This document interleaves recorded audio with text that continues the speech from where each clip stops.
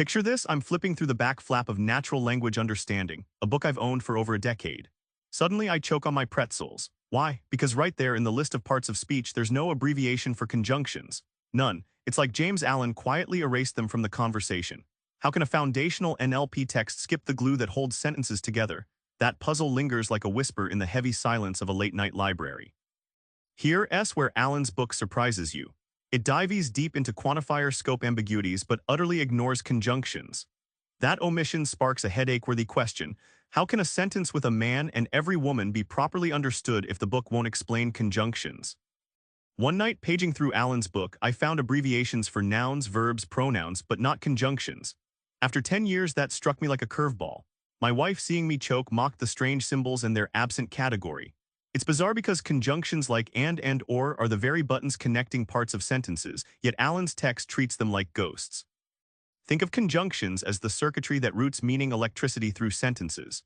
Without clear wiring, ambiguous phrases like every woman and her mother fight become confusing puzzles. Do we mean every woman fights with her own mother, or is her referencing something else? Allen's silence leaves circuits unconnected, forcing you to mentally patch the gaps yourself. The payoff? This omission forces you to confront how much our understanding of language hinges on these tiny linking words. If a major NLP text sidelines conjunctions, it shines a glaring spotlight on how much is still fuzzy about everyday language understanding. It's a call to dive deeper and fill in those gaps, sparking new questions about scope and meaning. If Allen's book digs into one thing better than any others, it's quantifier scope ambiguities, those maddening puzzles of who does what to whom in sentences with every and some. The book turns dry logic into vivid linguistic drama. Allen takes the sentence, "Every woman loves a man," and meticulously lays out the two interpretations. Either each woman loves one possibly different man, or there's a single man loved by all. He uses formal logic representations that are dense but illuminate the shifting shadows in language, like spotlighting actors switching roles on a stage. Imagine quantifiers as performers in a play. Each can take center stage or hang back in the wings. Their order changes the story entirely. In A Man and Every Woman Hug Each Other, who steps forward first shapes meaning. This theatrical metaphor lets you grasp how swapping quantifier order rewrites whole scenarios, turning dry syntax into dynamic scenes.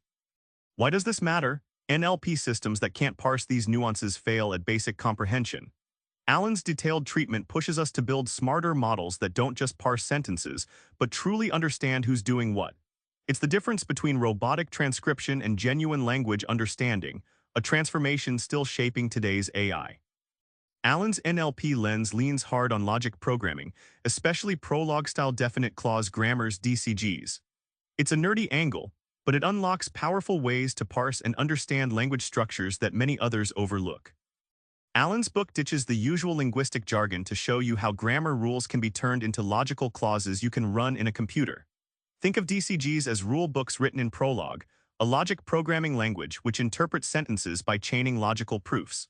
This approach has roots in Lisp culture, reflecting Allen's AI heritage, giving NLP a rigorous programmable backbone.